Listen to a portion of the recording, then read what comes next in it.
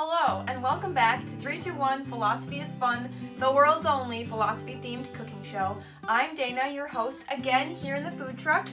This week we'll be talking about commerce and culture and how they relate and interact with each other. Last week we used pizza as a means of illustrating how to build a good argument. This week we'll be using everybody's second favorite food, ice cream, and we'll be building the perfect banana split.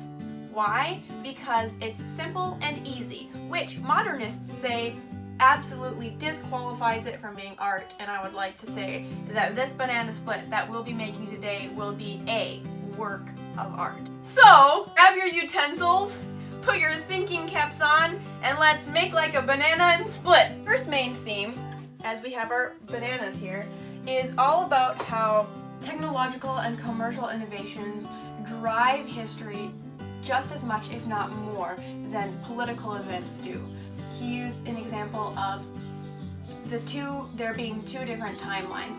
One with mainly historical dates that we're all familiar with, and then another with famous inventions that have really transformed how we live life, but yet nobody seems to know about them. So, for example, World War II being on one side, and then the invention of the shipping container being on the other, and how these two don't seem like they would have the same effect on the world, but the revolutionary effect that the shipping container has done and how it's transformed commerce and trade in the way that it has been just as impactful on history. After we lay the banana down, we need to throw on the ice cream. Traditional banana split, you would have 3 different ice cream flavors. However, why would I do that if they make Neapolitan ice cream? The second main theme highlights the difference between patronage, the market, and the government as means of funding the arts. Patronage being one wealthy person sponsoring a work or series of works of art.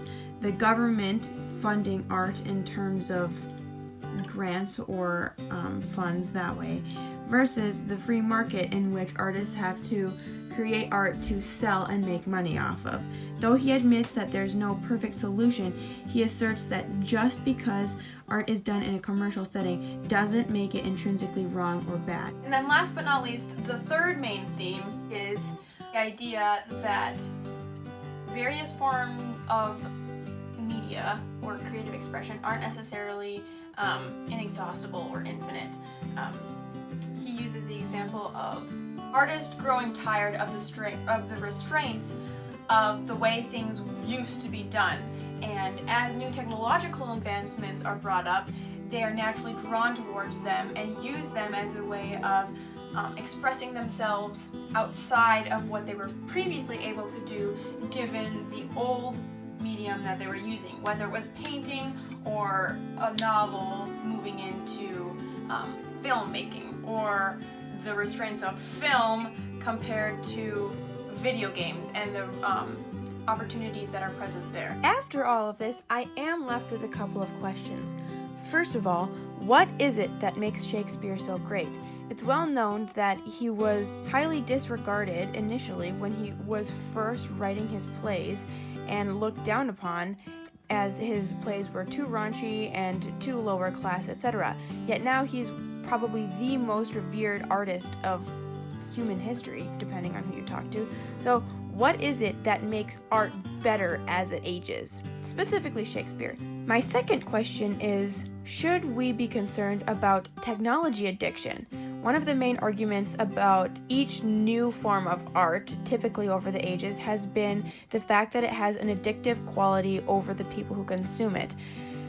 However, in the case of technology and social media, which has been proven to truly produce negative side effects in people and create an addictive process in their brains, should we be concerned about this, or is this just another example of people being afraid of the addictive qualities of a new art form that they're not comfortable of embracing yet? The cherry on top, literally and figuratively.